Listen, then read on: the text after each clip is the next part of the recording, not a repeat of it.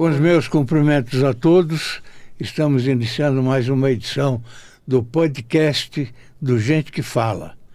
Hoje, recebendo um amigo de longa data, Dr. Milton Flávio, que está aqui à minha frente. Como vai, Milton? Fausto, um prazer estar aqui com você de novo, de fato, amigo de longa data mesmo. Amigo de longa data, e é assim que eu gosto. Amigo que passa e vai embora não é gostoso, não é bom, não é? Você tem uma coleção grande de amigos, sim. Mais ou menos. Milton, vamos falar um pouquinho de você, do começo da sua vida. Vamos lá. Como médico lá em Botucatu. Você nasceu em Botucatu? Não, eu nasci em Birigui. Birigui?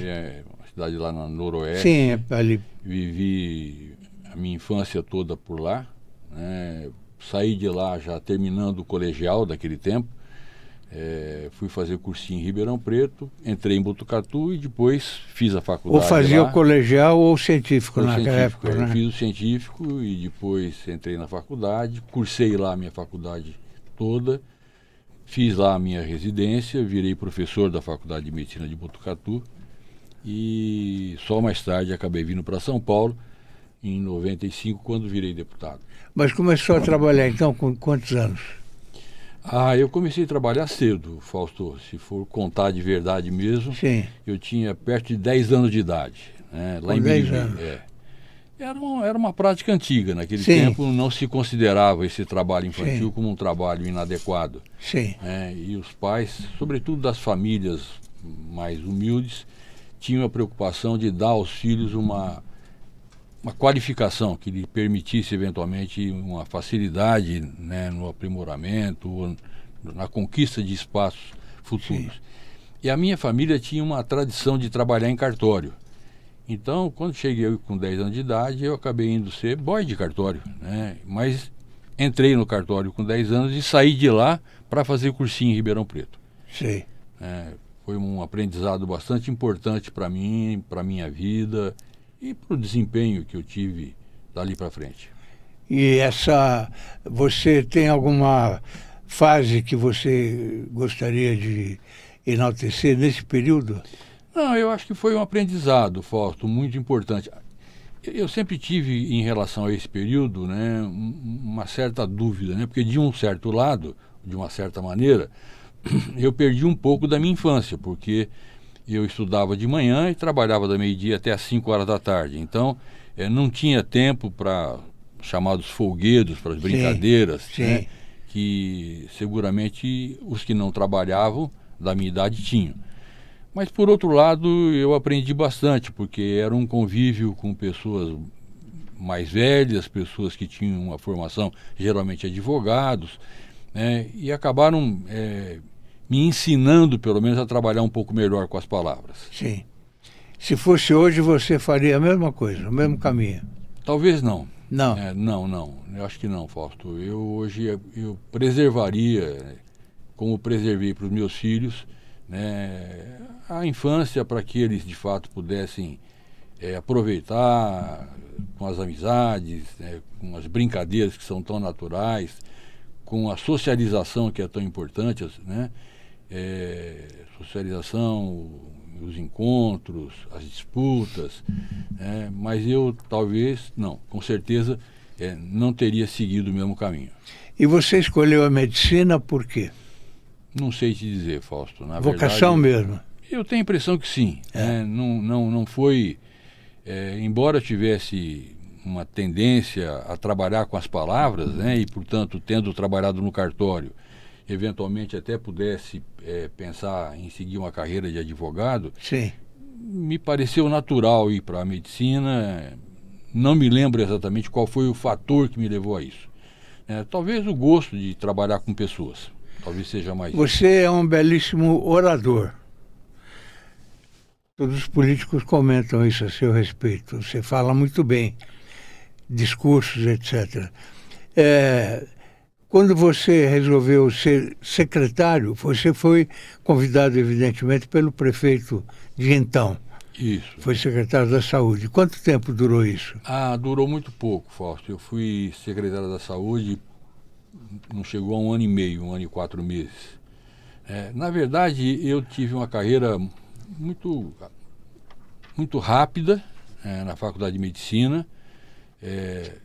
Eu entrei na escola com 5 anos e meio, então eu sempre fui um pouco precoce nas coisas que eu fazia. Comecei a trabalhar com 10. E na faculdade, na faculdade eu tive um período muito interessante, né?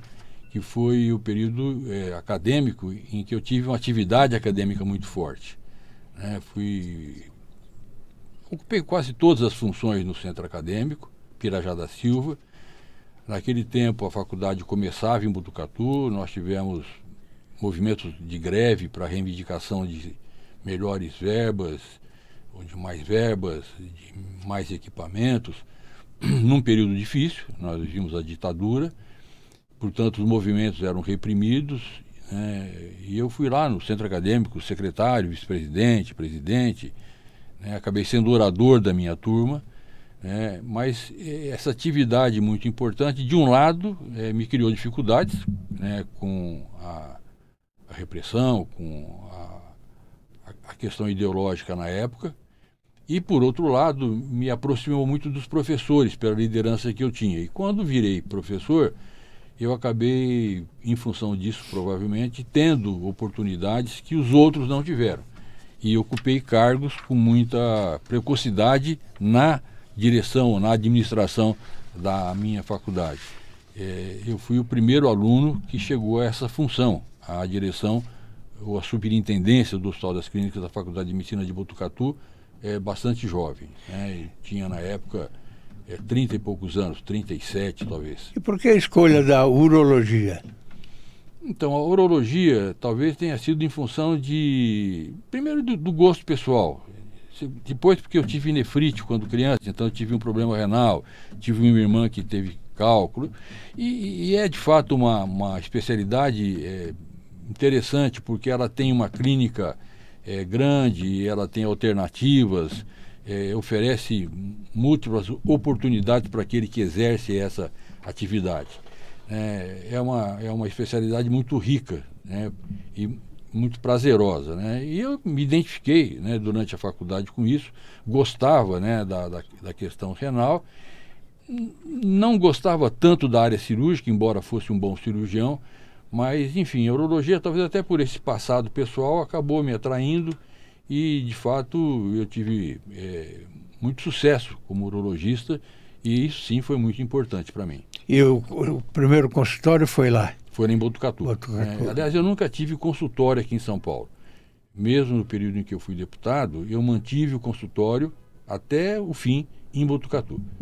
Terminei alguns anos atrás, uns 5 anos atrás, depois que o papai faleceu, a mamãe faleceu. Eles faleceram muito perto, 30 e poucas horas de diferença entre um e outro. E aí ficava mais difícil para mim, As minhas atividades em São Paulo sempre crescentes e as viagens cada vez mais difíceis, E eu acabei optando por encerrar, e já estava nesse período na Prefeitura de São Paulo, era secretário do Dória na época, e a atividade era muito forte, muito pesada, e eu preferi parar com o consultório, e não me arrependo de ter parado em Botucatu nessa época. Mas foi o seu belíssimo trabalho como secretário em Botucatu que fez você se eleger deputado, não é? Exatamente. Eu tive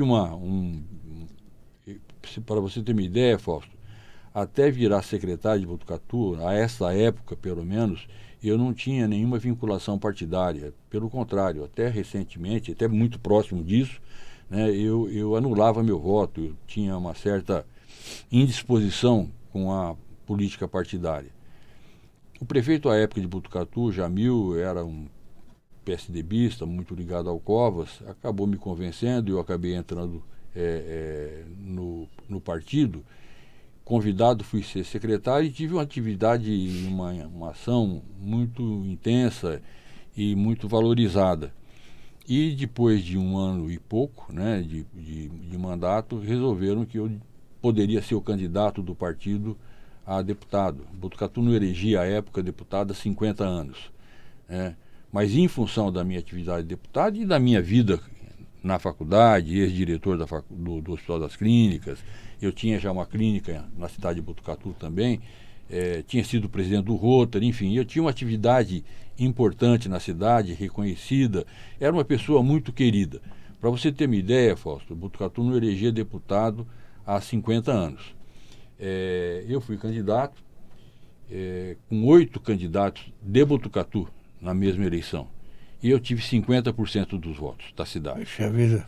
O que mostra que o médico Milton Flávio era uma pessoa querida pelos cidadãos de Botucatu. Continua sendo.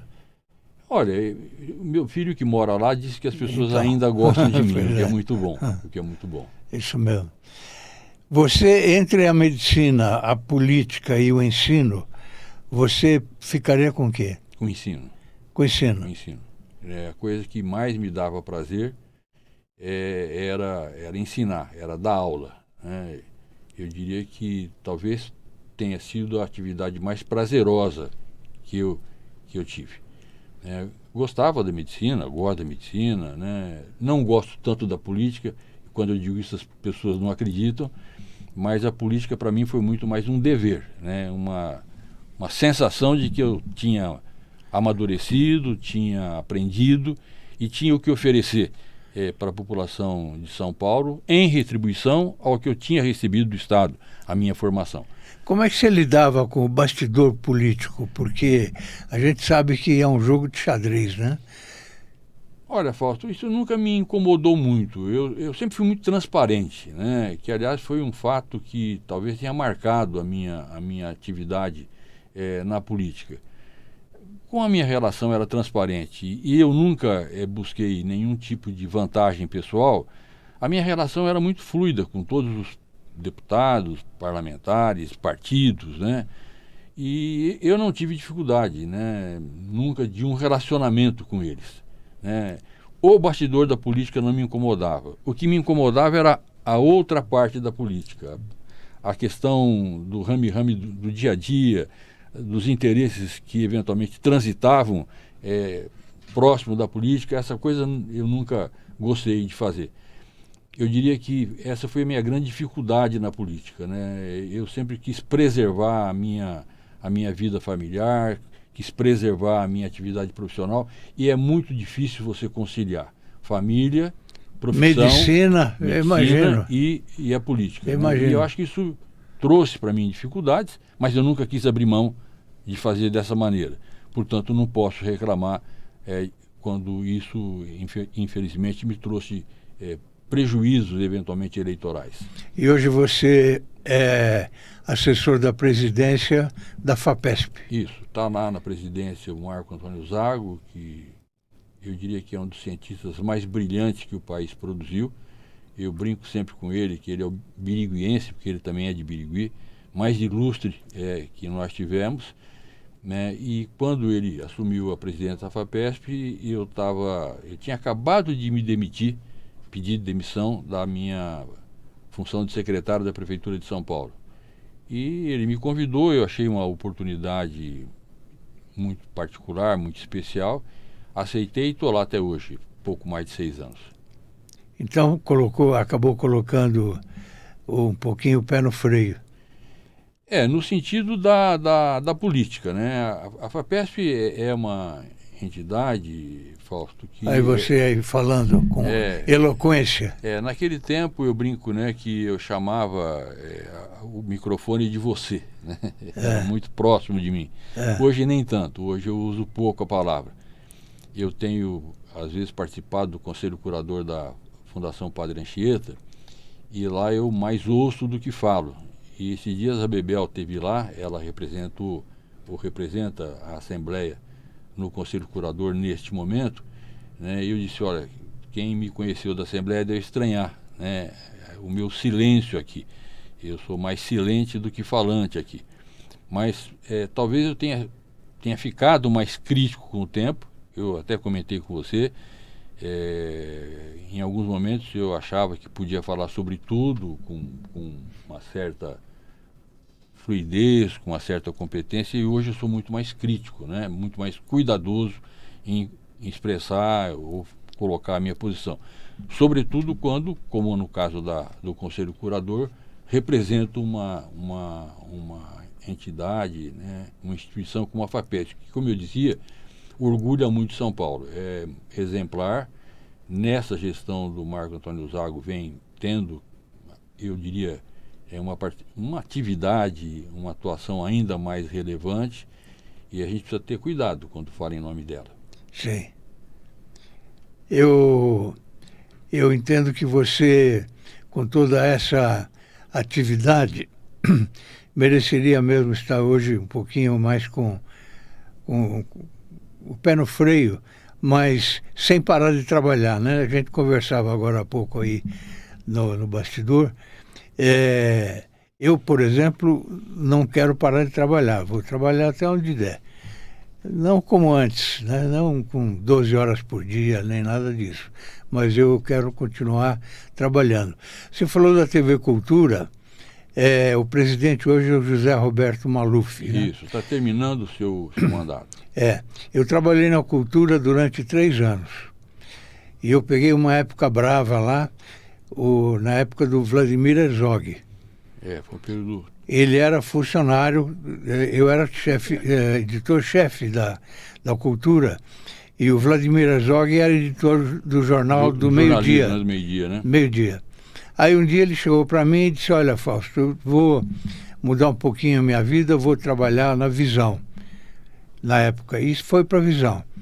Aí o tempo passou um pouquinho, 2, 3 anos, e veio a notícia de que ele iria assumir a direção da TV Cultura, de jornalismo, né? E aí deu no que deu, porque a gente sabia que ele ia levar para a Cultura um pessoal que pensava um pouquinho diferente, principalmente na época da ditadura, coisa que nós tivemos que enfrentar, né? Eu fazia o meio de campo entre eles, entre a Polícia Federal, entre o DOPS, os jornalistas. De vez em quando um ia preso, eu tinha que ligar para o Romeu Tuma na época. Poxa, esse cara é bom, não dá um jeitinho aí, babá, e acabava ajudando o pessoal. Não deu tempo, né? Mas era um pessoal que escrevia muito bem, pessoal muito inteligente, e eu fiquei com vários amigos daquela época, vários amigos mesmo, que se comunicam ainda hoje comigo, e foi um período muito, muito bom.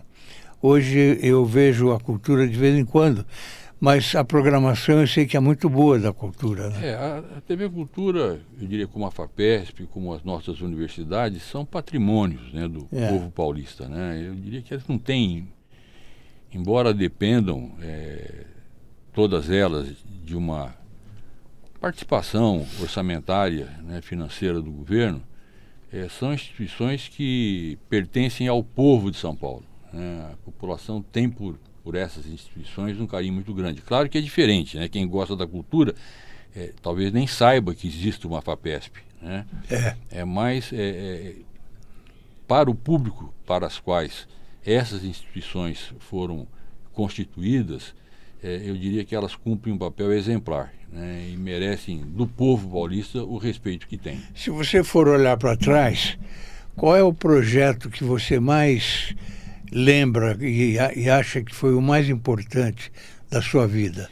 Olha, Fausto, sabe o que eu pensei, né? Quando você me convidou, eu falei, o Fausto vai me perguntar sobre coisas que eu possa ter feito, né? Eu tenho muito orgulho, porque quando eu cheguei na Assembleia, logo no meu primeiro momento, eu virei líder do PSDB, né? E você sabe que eu fui líder do PSDB 2 vezes e liderei praticamente todos os governos com os quais eu trabalhei, né? Eu acho que um período muito relevante para mim foi no período em que o Mário Covas era governador. Sim. Porque nós recebemos um estado quase falido, as pessoas não acreditam nisso. Sim. Né? E eu me lembro, Fausto, esse dia eu estava pensando exatamente sobre isso, né? Que uma das grandes reivindicações que a gente ouvia na época era dos estudantes questionando o percentual que as universidades recebem, ou recebiam do Estado. Não mudou, embora houvesse muita briga naquela ocasião. E hoje eu não vou dizer que sobra, mas as universidades estão muito satisfeitas com o percentual que recebem. O que não estava bem não era o percentual era a situação econômica do Estado de São Paulo. Sim. E o Mário Covas foi relevante, foi fundamental para que o Estado voltasse, o Estado de São Paulo voltasse a ser de fato a locomotiva deste país. Então, ter podido, né, como líder de bancada do PSDB, ou como líder de governo, dos primeiros governos do PSDB, ter ajudado a aprovação de projetos que recolocaram o Estado de São Paulo na sua condição, vendendo empresas que eram deficitárias, que eram manipuladas para servir interesses privados ou interesses políticos, acabar com o Banezer, né? Eu acho que foi um período muito rico para mim e eu reputo isso como um período em que eu cumpri com a minha função de ajudar o Estado como eu pretendia quando virei deputado. Sim. No caso, ainda como líder ou com responsabilidades de governo, eu tenho uma satisfação muito grande de ter tramitado, de ter aprovado o projeto que criou as organizações sociais. Originalmente era para saúde, mas acabou sendo aprovado para saúde e para cultura. Eu diria que esse projeto, ou essa criação das organizações sociais, foi fundamental. E nós não teríamos uma saúde com a qualidade que temos no Brasil, porque ele acabou sendo depois espelhado para o restante do país, e não teríamos a cultura que temos hoje, os incentivos que temos hoje, se não tivéssemos aprovado esse projeto. Então, eu acho que foi muito importante, eu tenho muito orgulho de ter aprovado esse projeto. E tem o da vacinação também. Não, aí são projetos pessoais. Né? Nos projetos, esse era um projeto de governo, né, que eu acho que foi muito relevante e eu faço questão de sempre ressalvar. Nos projetos pessoais, eu tenho alguns projetos que me parecem muito importantes. Talvez o que tenha trazido, embora não seja identificado comigo. Esses dias eu fui fazer a minha vacinação da gripe e perguntei para a moça, você sabe quem é que fez a primeira lei, né, para que isso pudesse ser efetivamente um programa com a extensão que tem hoje? Ela disse, não. Eu falei, fui eu. Né? Eu era deputado à época.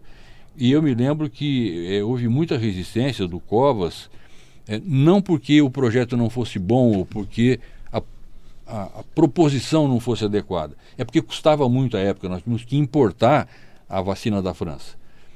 Algum tempo depois, nós acabamos, através do Butantan, sendo produtores, né? E aí passamos a vender a vacina. E isso passou a ser importante para a receita do Butantan. E eu brincava com o governador à época, né? Governador, e agora? O que você me disse? Você cobrava muito para mim do custo que a vacina tinha. E agora que ela é fonte de receita? E ele dava risada, né?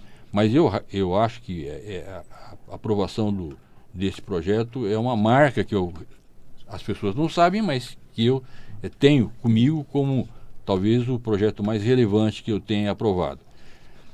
O programa do diagnóstico precoce e gratuito do câncer de próstata também foi muito importante e é muito importante. Foi a primeira lei de saúde masculina aprovada no país. O câncer da próstata é o câncer que mais mata homens, né? Na terceira idade, né? E até então não tinha a atenção que merecia do poder público. Então eu acho que esse é um segundo projeto muito importante. Eu tenho outros sócios, mas eu talvez diria que esses dois projetos foram aqueles que mais marcaram, né, a minha trajetória, até porque dizem respeito à área médica, né, e portanto também tinha alguma coisa que ver com o médico Milton Flávio virando deputado. Eu vou lembrar de outros projetos ainda no decorrer da nossa fala, mas acho que esses dois são os mais emblemáticos. Os nossos órgãos de comunicação têm poucas lembranças das pessoas que realmente fazem projetos como os que você acabou de falar. Para você ter uma ideia, Fausto, foi no governo, isso eu fiz no governo Mário Covas, né? 1999, né, século passado. Só no governo Serra, eu me lembro, nós fizemos o lançamento de uma campanha de vacinação no Butantan. Estava lá o Dedé Santana, se não me engano, que era era a figura icônica que, de uma certa maneira, estava incentivando a vacinação, e o Serra fez a menção. Pela primeira vez, naquele momento, ele disse, olha, está aqui conosco o deputado Milton Flávio, que foi o autor da ideia, né, do projeto, que criou o programa de vacinação em São Paulo e depois virou um projeto. É o reconhecimento, né? Mas só no governo Serra. Sim. Se passaram 2 gestões do Alckmin, né, e só na gestão Serra é que, pela primeira vez, eu fui reconhecido como o responsável pela ideia. Então é bom você falar isso hoje, porque o nosso telespectador está reconhecendo você, ou conhecendo você melhor, não é? Normalmente se fala muito mal de político, né? Ah, ele é político, é um adjetivo que durante um período aí e ainda continua, não pega bem, e não é verdade. Eu conheço vários políticos pelos quais eu ponho a mão no fogo, e você é um deles. Eu agradeço. Eu não gosto muito quando nossos colegas, sem saber às vezes com quem está falando ou de quem está falando, falar mal de política, sabe? Ou de político. A política vive na gente, tudo que a gente faz entra política, não é? Você trabalha aqui, eu tenho um relacionamento com o pessoal, eu tenho que fazer uma política interna aqui com eles. E mesma coisa a política partidária, não é? Como é que você vê hoje a política em São Paulo, no Estado? Eu acho que é difícil você falar da política no Estado de São Paulo, Fausto, hoje, né? Eu sou de uma geração que viveu o partido político, ou partidos políticos, né, que tinham uma ideologia, tinham um programa, tinham uma atuação programática, né? Eu, na Assembleia, quando discutia projeto do governo, e tinham que ser mudados, ou havia reivindicação dos partidos para que mudanças fossem feitas, elas sempre eram programáticas, né? Os partidos tinham ideologia. Você identificava o campo de atuação do partido, né? Qual era o campo que ele pretendia atuar na sociedade. Hoje eu vejo os partidos como agrupamentos políticos. Não existe idealismo mais também. Em função de um interesse de um coletivo, que é o próprio partido. Exatamente. Eu não vejo nenhuma distinção. E eu não faço aí nenhuma diferença. Não vou dizer, nós temos pelo menos uma exceção. Eu não vejo hoje exceção à regra. Eventualmente, alguns ainda guardam algumas nuances, né? Mas eu diria que, infelizmente, o Brasil vive num momento muito difícil. Não sei quando é que a gente vai sair disso. Espero que saia um dia, mas eu acho que o Brasil não merece e não mereceria ter vivido ou viver fases como essa que a gente vive hoje, na política. E São Paulo não é diferente disso, né? Não faço aqui, eu tenho muito cuidado, né? Não desmereço ninguém individualmente, tenho um privilégio muito grande de não ter ganho nenhum inimigo na política em função da minha atividade como deputado, né? Tive sim alguns adversários políticos muito fortes lá em Botucatu por outras razões, né? Que não eram ideológicas e não eram políticas, né? Mas hoje a política vive um período muito triste e é difícil alguém nessas condições se destacar, né? Porque ele é engolido, né, pela estrutura partidária. Você não pensa em se candidatar mais? Não, nunca mais, Fausto, né? Essa é uma coisa que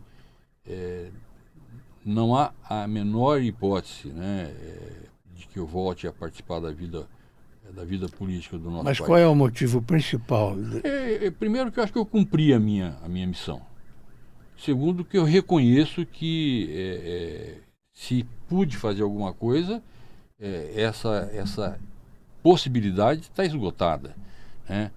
E o eleitor, ainda que ele reclame dos partidos e dos políticos, né, na verdade ele gosta disso, né? Ele vota nisso, né? E parlamentares ou políticos como eu tem muito pouco espaço, né? Porque não troca, né? Eu não ofereço para o eleitor nenhuma outra vantagem que não seja um trabalho sério.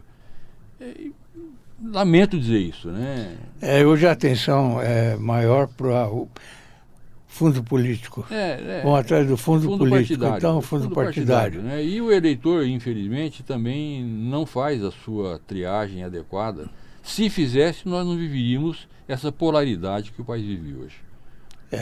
Eu acho que isso não vai se consertar tão já. Vai ser difícil. Vai demorar um pouquinho. Me diz uma coisa, você tem algum hobby, Milton? Um deles é escrever. Né? Você gosta de escrever? Eu gosto de escrever. Eu sei porque você escreve sempre para o portal nosso, o Orbis News, sempre tem artigos muito interessantes seus. Não, mas não sou, viu, Fausto? Quando mais jovem eu gostava de esporte, sempre gostei, gosto de acompanhar o futebol, né? Mas eu sou muito caseiro, muito familiar, né? Eu acho que inclusive isso me fez ser, nesse final de vida, né, um pouco mais solitário, né? Leitura, eu acho que basicamente é isso. Algum time de preferência? Corinthians. Você é corintiano? Corintiano. Puxa vida. Com muito prazer. Com muito prazer.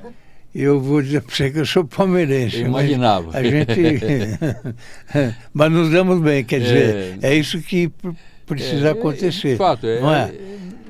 Um dia vai acontecer eu ir com você ver um jogo no Morumbi. Espero ou que em possa algum acontecer lugar. de novo isso, né? Exatamente.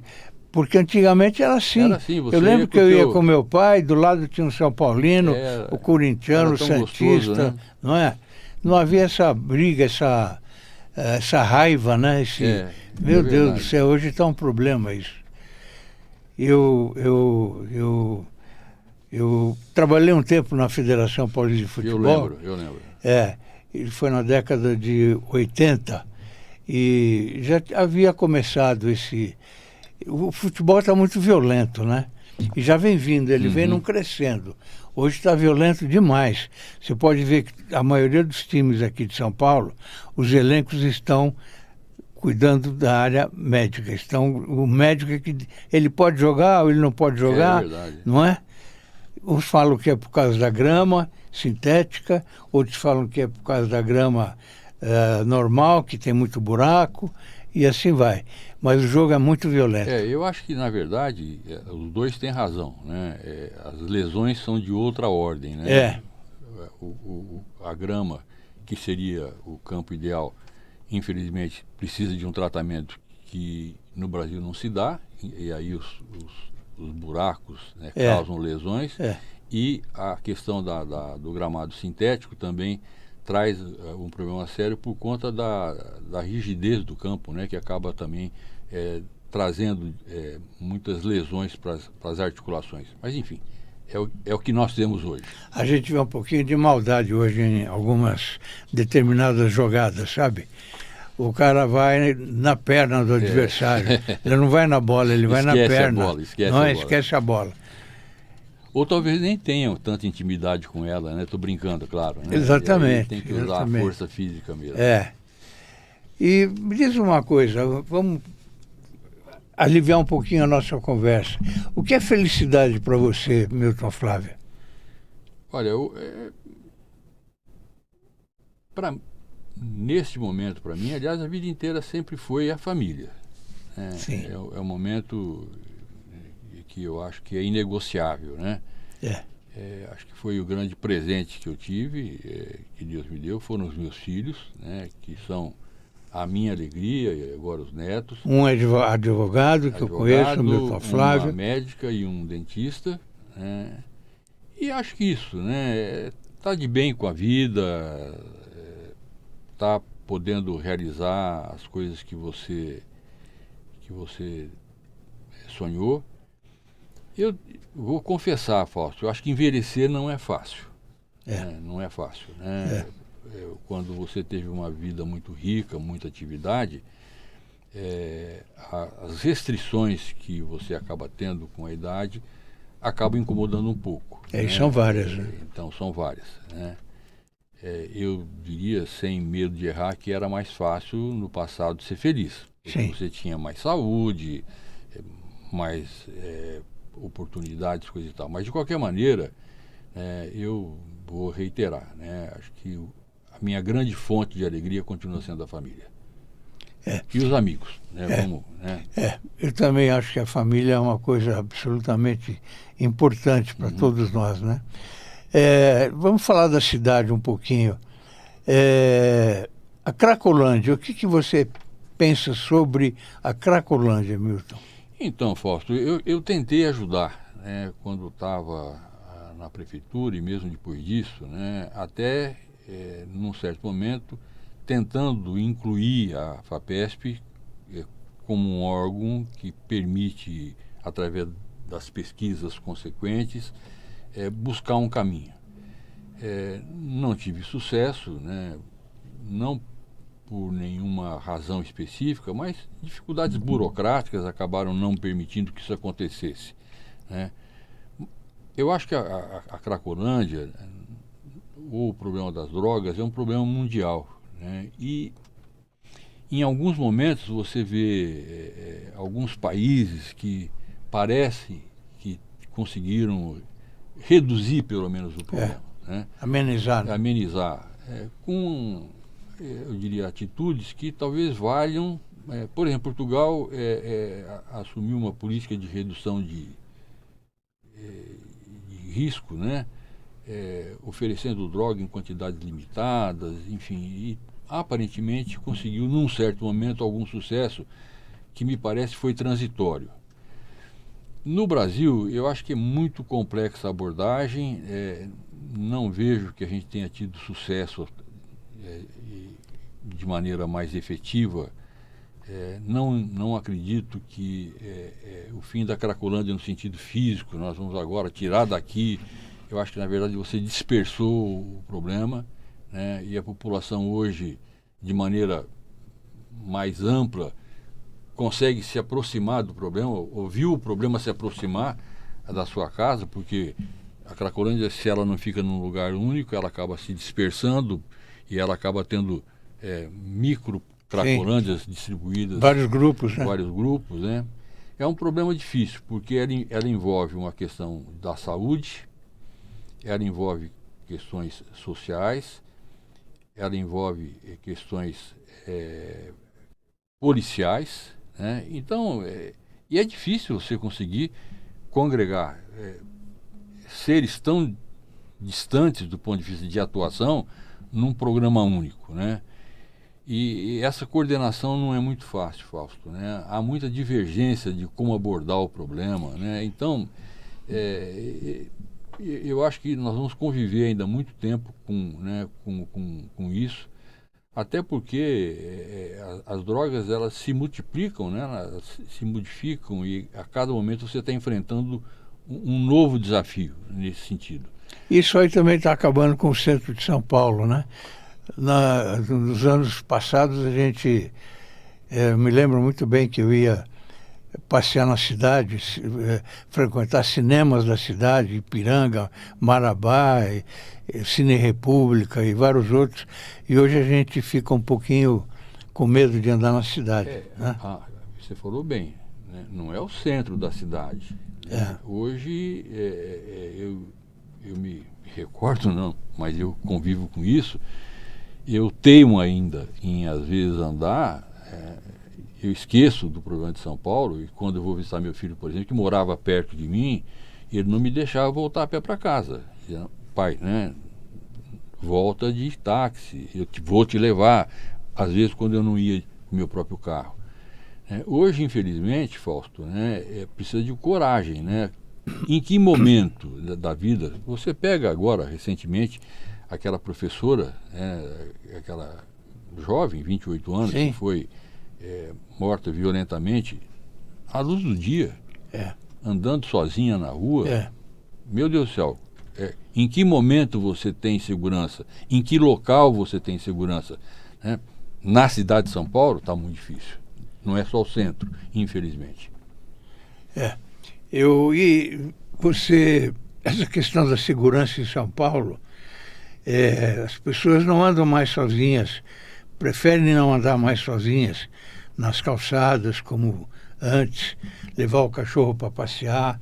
Então, o sujeito chega com a moto e assalta. Eu fui assaltado 3 domingos atrás com um revólver na cabeça, que a gente leva um susto danado. Levaram o relógio, levaram uma correntinha que eu tinha e levaram dinheiro. E eram 2. E eu tinha parado em frente a uma farmácia para comprar um remédio. E deixei minha esposa no carro. E eu dei 3 passos e eles chegaram. E ela ficou observando tudo, não sabia se buzinava, se não buzinava. Se ela buzina, ia ser um perigo, porque o cara ia atirar no carro. Eu tenho vidro escuro, então ninguém sabe quem está dentro. Então, passei por essa, é um susto muito grande.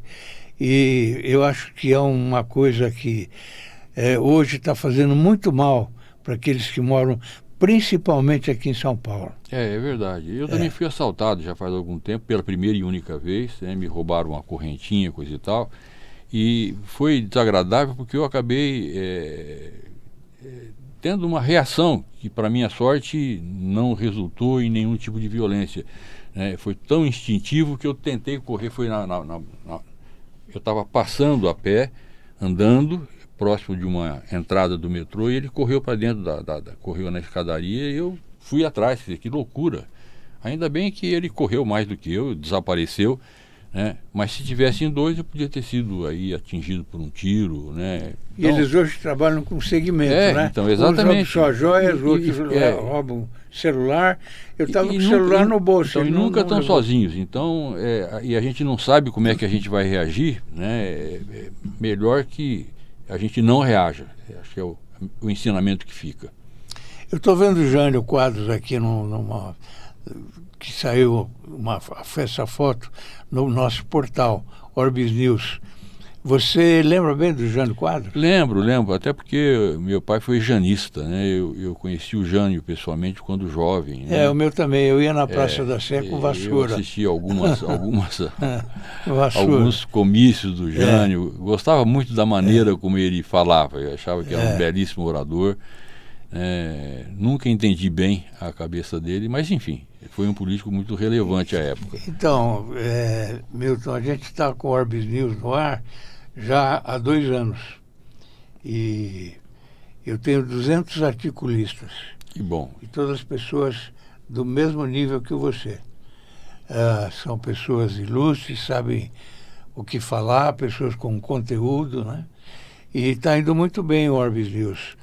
E mais uma vez retomo o convite para você não parar de escrever.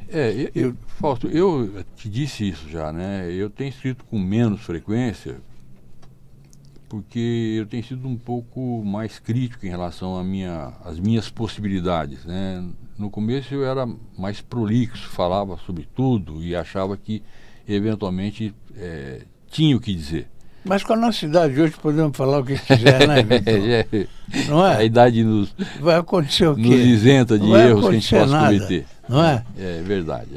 Eu outro dia precisei dar um pulinho lá no SUS para pegar um remédio para minha esposa, é um remédio caríssimo.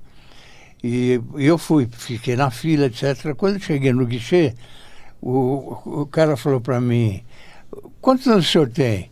Eu falei: eu tenho 82. Então o senhor está na fila errada, é só ali no guichê. Não tem ninguém ali, pode ir. E eu fui no guichê e resolvi rapidinho. Algumas vantagens de ficar velho, né? Tem que ter alguma, pelo menos, né? Alguma coisa boa, pelo menos, né? Verdade. A idade ajuda, a gente não pega mais fila. Tem lugar apropriado para estacionar o carro.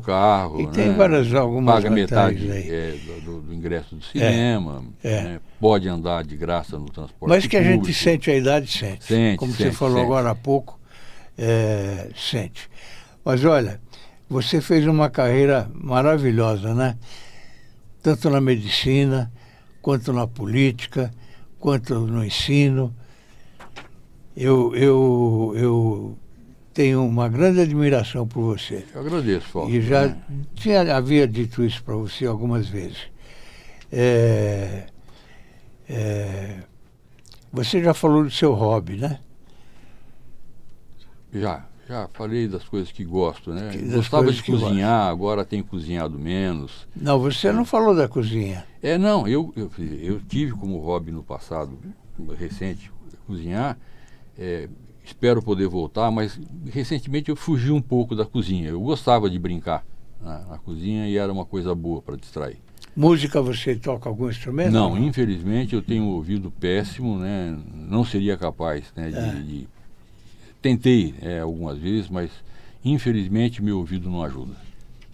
Você acorda que horas de manhã? Eu acordo cedo, né?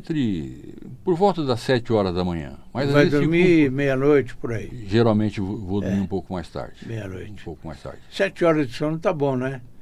O ideal é que seja Você 8, médico, né? tem que... Mas de 7 a 8 horas, né? O de sono bem dormido, é importante isso. A qualidade do sono é muito importante também. Eu tenho esse problema de dormir. Eu demoro para dormir, só durmo com medicação. Eu sei que isso faz mal, mas se eu não tomar alguma medicação, eu não consigo dormir. Aí, o dia seguinte, você acorda com vontade de não fazer nada. Aliás, nem de sair da cama, né? É verdade, não é verdade. Uma noite mal dormida é um castigo para o dia seguinte. Você pratica algum esporte? Eu faço academia, Fausto, né? Já fiz mais, sempre gostei de praticar esporte quando jovem. Depois de uma certa idade, frequentando a academia, fiz muita prova de rua, andava bastante, cheguei a fazer meia maratona. Atualmente eu vou com muito esforço para a academia, ando muito preguiçoso. Preciso melhorar o meu desempenho de novo. Mas vai 2, 3 vezes por semana? Às vezes mais, eu preciso fazer pelo menos 4 vezes, mas eu tenho dificuldade em fazer. Pelo menos 3 vezes eu faço. O problema maior nosso é nas pernas, né? Eu não tenho dificuldade, a minha dificuldade é ter disposição para ir. Né? Preguiça. Trocando em miúdos, preguiça. Preguiça de ir até a academia. Mas assiste o jogo, então você não vai no estádio, você vê pela televisão. Fui algumas vezes, você ir ao estádio do Corinthians é muito difícil, você não consegue comprar ingresso. Né? Então faz algum tempo que eu não consigo comprar. Mas o Palestra é mais perto. Mas aí eu não posso ir, fazer o quê, né? Mas eu tenho um genro que é palmeirense, tenho uma neta que é palmeirense, convivo bem com isso. Que bom. Com a diversidade. Que bom. Milton, alguma coisa que você gostaria de falar? Não, Fausto, que eu deixei de perguntar? Não, você, como sempre, é muito gentil comigo, você, a Zenilda, né, o programa, ou os programas que você faz, é sempre uma oportunidade para que a gente possa falar um pouquinho da nossa vida pessoal, da nossa vida profissional. Né? Eu gosto muito de lembrar que na urologia eu fiz muita coisa, cheguei inclusive a transplantar rim. Né? Eu brinco que na urologia eu fazia de fimose a transplante enquanto exercia essa atividade. Embora tenha resistência e restrições à atividade política, acho que cumpri bons mandatos. E agora, Fausto, é recordar. Né? Diz que recordar é viver, então a gente tem muito que viver ainda. Você falou agora em Zenilda, e eu tenho também o Ricardo. Os dois estão comigo já há 24 anos. Então, bons parceiros. São os parceiros. E estão sempre... ainda é corintiano. Às vezes a gente dá aquela baixada, aquela queda, e eles me levantam. É importante. Os amigos são importantes, os companheiros leais são muito importantes. Isso acontece com todo mundo, é a tal de depressão, né? Tem dias que a gente acorda depressivo. Eu já tive, viu, Fausto? Eu não quis falar isso. Mas isso é uma coisa que a gente tem que assumir, né? Mas eu falava com você por telefone e você dizia isso, né? Mas graças a Deus ela foi superada, né? Se não totalmente, é aquilo que eu digo, a gente... Mas teve algum desencadeante? O que desencadeou isso? Não, Fausto, eu acho que é uma questão até familiar, né? Mas enfim, veio, atrapalhou, né? A gente pode atribuir também a pandemia, enfim, várias razões podem ter sido motivadoras, né? Mas acho que é uma coisa que você tem que enfrentar, tem que superar. E você, como médico, se autocuidou, não? Não. Acho que essa coisa, por mais que você tente, não é bom. Né? Melhor você ter um apoio, um outro profissional. Claro. Um colega profissional. Sempre bom ter alguém para te avaliar, te medicar e te ajudar. Milton Flávio, eu fiquei muito feliz com a Que bom, Fausto. sua presença aqui comigo no programa Gente que Fala. Eu espero que a gente tenha cumprido. Temos ainda alguns minutinhos pela frente. Eu vou voltar a perguntar para você, porque é uma coisa que interessa a todo mundo. O cenário político nacional. Estamos à beira do abismo? Não estamos à beira do abismo? A economia vai bem? A economia vai mal? Estão passando números errados para nós? Não estão? Como você vê tudo isso? Olha, eu diria que nós não estamos à beira, eu acho que nós estamos no abismo, né? Eu acho que a gente vive... Já caímos de vez. Já faz muito tempo que nós estamos vivendo essa situação difícil. Essa polarização, né, embruteceu e emburreceu as pessoas, né? Hoje você não consegue falar, né? Você vê hoje, com a morte do Papa Francisco, eu não sou católico, né, mas aprendi a respeitar o Francisco, né, como um ser humano maravilhoso, capaz de reconhecer que ainda continuava errando, pedindo para as pessoas que orassem por ele, para que ele eventualmente cometesse menos enganos, né? E eu vejo com que agressividade o pessoal, colegas meus de turma, de classe, tratam o Papa, né? Eu até tive que apagar porque ficou tão ruim, as pessoas não entendem, o português é uma língua complicada. Sim. E eu dizia que, embora não católico, eu tinha aprendido a respeitar o Francisco, né? E eu me lembro de um tempo em que os católicos nos cobravam, aqueles que não eram católicos, porque o Papa era infalível, era o representante de Deus na Terra, então falar mal do Papa era pecado, né? Hoje, eu digo, aqueles que não gostam do Papa não precisam falar mal dele, que são de outras religiões, porque os católicos à direita falavam do Papa horrores, né? E depois se queixavam de que os seus fiéis em número diminuem no país, por exemplo, né? Ué, se você não respeita a igreja, se você não respeita o Papa, como é que faz? Mas não é isso, né? É a brutalidade. As pessoas hoje odeiam aqueles que não são iguais a ele. Quer dizer, né? Então é uma coisa que eu não vi no passado, Fausto, né? E é por isso que eu disse ainda há pouco, né, que essa polarização embruteceu e emburreceu as pessoas.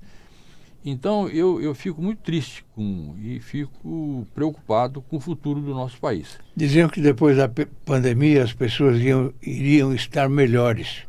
Eu acho que foi o contrário. Não acredito. Ficaram um pouquinho piores. Espero que para essa burrice e para essa brutalidade, né, haja tratamento, né, haja remédio, porque nós não merecemos isso. Sobretudo nós que vivemos o terço final da nossa vida. O ano que vem a gente vai ter a eleição para presidente da República, né? Você tem alguém em mente que gostaria que fosse presidente? Eu gostaria que fosse alguém que não fosse as duas alternativas que nos oferecem. Exatamente. Ou que nos ofereceram na última vez. Espero que surja. Acho difícil que surja. Chega desses dois, né? Talvez eu torço muito para que haja possibilidade de que apareça alguém que quebre essa polarização que, na minha opinião, está infelicitando e dificultando o país sair da crise. É uma pena que isso aconteça com o nosso país, né? Um país tão rico, tão bonito, brilhante, né? Bonito. Eu gosto muito do brasileiro.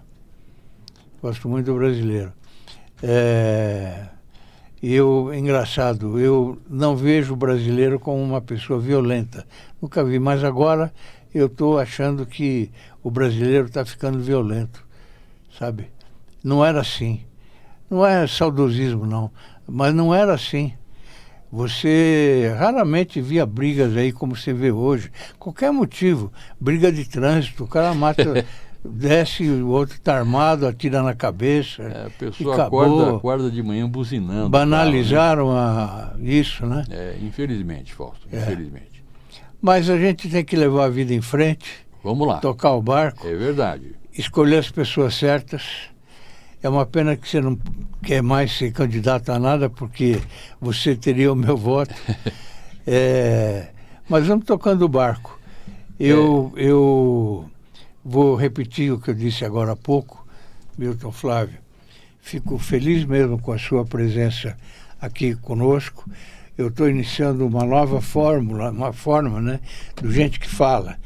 A Zenilda, que está aqui do lado, ela convidava 4 pessoas por dia, durante 24 anos. É um trabalho do cão. Então hoje mudamos um pouquinho o formato do Gente que Fala, virou um podcast. E eu também acho que assim a gente pode conhecer melhor as pessoas com as quais a gente conversa durante o programa. Fausto, eu agradeço a oportunidade de voltar aqui. A Zenilda é uma pessoa muito querida, né? E ela sabe, muitas vezes, eu socorri a Zenilda também quando um desses 4, né, na última hora, eu não sei podia disso. comparecer. Para quem que eu vou ligar? Liga para o Milton Flávio. E talvez, em função de eu ter uma atividade mais diversa e ter uma facilidade maior de conversar sobre um temário mais amplo, ela acabava me chamando. Então é sempre um prazer estar, viu, Zenilda, junto com vocês, participando do programa. Foi uma experiência muito feliz poder falar das coisas boas da vida e também falar das dificuldades que a gente enfrenta, né? Para que as pessoas que eventualmente também tenham essa dificuldade, que de quando em quando se deprimem, né, se sentem um pouco oprimidas pela vida, que isso é comum, isso acontece para todos, né? E que cabe a nós enfrentar e superar, né? E ir em frente.